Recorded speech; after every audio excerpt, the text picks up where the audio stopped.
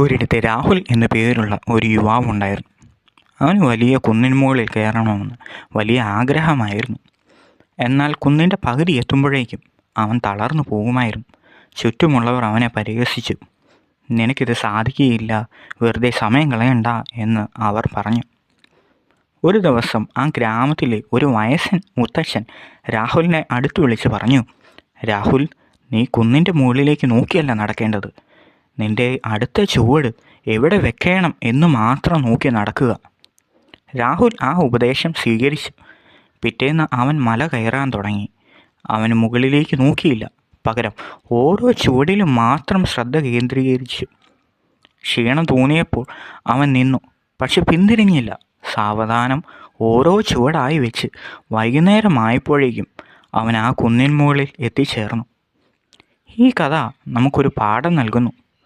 നമ്മുടെ ലക്ഷ്യം എത്ര വലുതാണെങ്കിലും അതിലേക്കുള്ള ദൂരം കണ്ട് ഭയപ്പെടരുത്. പകരം ഇന്നത്തെ ദിവസം നമുക്ക് എന്ത് ചെയ്യാൻ കഴിയുന്നു, ചെറിയ കാര്യങ്ങളെ ശ്രദ്ധിക്കുക.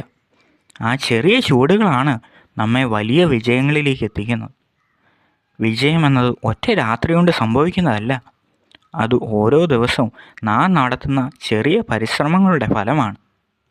ഈ കഥ നിങ്ങൾക്ക് ഇഷ്ടമായെങ്കിൽ തീർച്ചയായും ഈ ചാനൽ സബ്സ്ക്രൈബ് ചെയ്യുക.